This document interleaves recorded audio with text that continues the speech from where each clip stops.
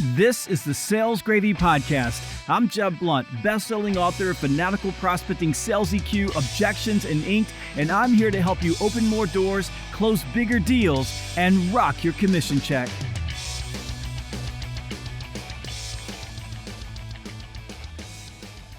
Welcome back to another episode of the Sales Gravy Podcast. This is part 2 of my conversation with Diane Helbig, the author of the brand new book, Succeed Without Selling. In this episode, we're going to be talking about why empathy is a meta skill in complex sales and why it's so hard for salespeople, because most salespeople, good salespeople, are naturally self-centered or outcome-driven.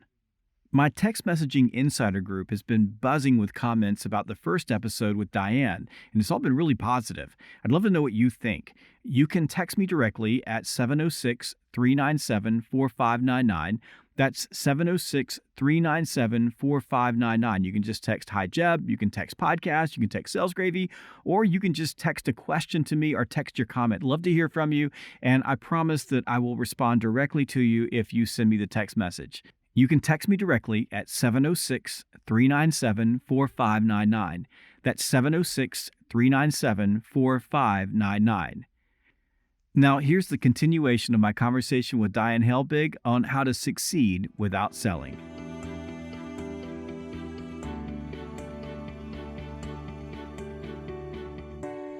The statistics and the scientific data tells us that salespeople that are more self-centered over time have a tendency to do better than people who are more empathetic. Now, there's a reason for that, but I'm interested in how do we, people who are naturally self-centered. I mean, I think there's a part of that that's in sales, and even as a business owner, you got to a little bit self-centered because you got to put all your effort in your business. How do you shift into be other focused? Yeah. There's two, I guess I would say there's two parts to this. One is that if you believe that that's how you're going to get to goal, right? That being interested in other people is how you're going to get to goal, and that goal is to have really great business with people and companies you really like and can really help. Because long term, that's going to be what's best for your business and best for you, then you naturally want to do whatever it takes to make that happen. So then if you say, okay, the only way I'm going to know whether this is a relationship I should enter into is by learning about them. So I just have to make that happen, right? My focus has to be on discovery, investigation, archaeology, whatever you want to call it, so that I can learn as much about them, not just about the problem that they're having that I could solve, but them, how they work, their philosophies, their values, whatever it is, because all of those things are part of being in a business relationship. Because then the more I know, the more I'm going to be able to identify how I can help them, and then I can shine. Because I'm going to be able to point it out to them. I'm going to be able to say, this is what I heard. This is how we can help. So my ego gets fed. It just gets fed better because I'm really, and it makes it easier. It's hard to have objections when I've really heard what you said and I'm matching everything to what you told me, right? Then we're both walking down the same road. So I think it comes down to really understanding what you want, and that the way to get there is by knowing as much as you possibly can about your prospect. So a couple of things you said there I think was important. So one of the things for people in sales is objections. And I wrote a book called Objections, and people are very, very interested in objections. Yesterday, I was doing did a training with a group of veteran salespeople, and we were talking about objections. And one of the things I said to them is the best objection that you get is the one that never shows up, and it doesn't show up because you did all the work up front, and you got to know them. And as you got to know them, then either the objections got on the table or the objections just went away.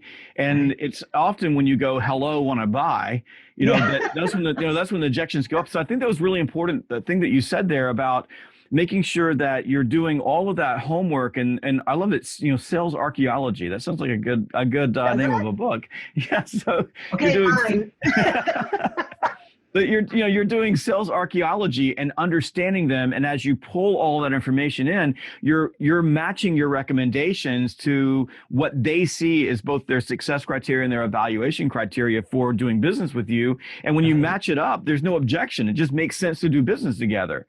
Exact for both of you, right? Yes. And if it doesn't match up, it doesn't match up. So you say, listen, I'm not the best resource for you. Let me point you towards somebody who is. And so there's none of that, weird conversation. But this is also why the salesperson has to ask a lot of questions, and questions that are uncomfortable, they think are uncomfortable, the budget question, the decision-making question. There's ways of asking those questions so that you just continue to build the trust and show up as a professional, someone who really knows what they're doing and really understands that you need that information in order to be able to accurately propose a solution or not with that person. That makes perfectly good sense to me. Let's go back to being other focused for a moment. So I made the statement earlier that salespeople that over time outperform all the other salespeople have a tendency to be lower on the empathy scale. So they're more self-centered. And what you're saying is that we need to be more other focused. So I think if I could encapsulate that, it means that if you're like me, and when I say self-centered, I'm outcome focused. So when I'm in a meeting, I'm always thinking about the outcome. Like, what's the next step? What am I getting to? What am I closing for? And that's one of the reasons why people who are more self-centered and less other focused have a tendency to do better over time, because they're much more likely to advance the sale through the process.